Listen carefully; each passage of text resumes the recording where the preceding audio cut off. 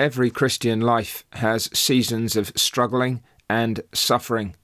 But if we know our own hearts, and if we know the nature of sin, then we understand that the suffering that we undergo is far, far less than we actually deserve. God has spared his people the hell that sin deserves. He has put away our sin through the sacrifice of his Son.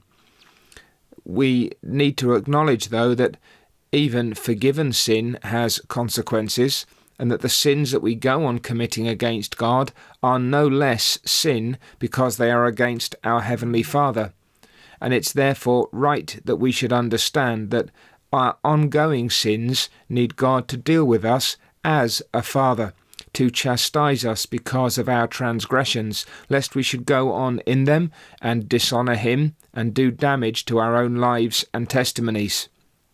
And so it is that the Lord does not simply ignore or overlook sin. He deals with it because it is a grief to him. And the sin that grieves God ought to be a grief to us. And one of the ways that God teaches us that is by bringing those consequences of sin close to home. And so, for example, in a psalm like the 30th, you have someone who is under the chastisement of God, is receiving a paternal punishment, but who cries out to the Lord and finds healing, who is brought up from the grave and kept alive. And in verse 5 he testifies that God's anger is but for a moment, his favour is for life. Weeping may endure for a night, but joy comes in the morning. We have a God who is slow to anger, but abounding in mercy. God's frowns come slowly and pass quickly. His mercy comes quickly and lasts forever. And so his anger is but for a moment. His favour is for life, or perhaps even is life itself. The smile of God is the sweetest and most important thing that any of us could ever enjoy.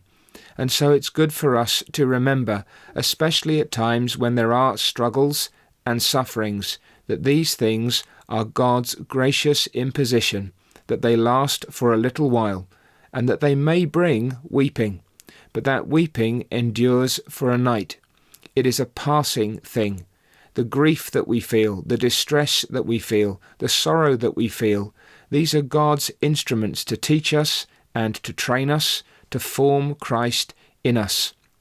They will last no longer than they need, and they will pass quickly, and the sun will dawn upon us. Joy comes in the morning. And so, my Christian brother or sister, if there is something that is in your life that causes you to weep, then we should be patient under the rod of God. We should wait for him to remove it. We should plead for him to take it away when the task is done. We should do all that we can to learn the lessons that we need to learn swiftly and securely. And we need to trust in the fact that the God with whom we have to do is a God who is full of mercy and grace. He does not afflict willingly. God is not capricious. He's not cruel in any respect. There's nothing arbitrary in the way that he deals with his children. Even his frowns are the frowns of a loving Father. Even his strokes are the mercies of his righteous heart. And so we need to remember the character of God in those times when sin has brought suffering upon us. We need to be thankful that it is not the suffering that we deserve. We need to be patient. We need to be humble. We need to avoid all bitterness and resentment. And we need to remember that though weeping may endure for a night, yet joy comes in the morning. And the joy that the believer has is no passing joy.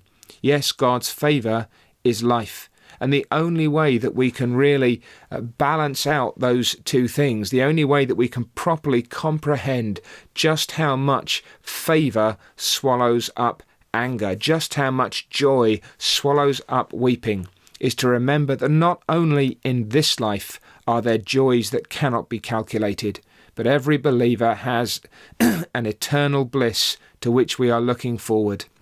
A heaven in which there will be no more frowns, for none will be needed, but only smiles and joy in that true and enduring day of life.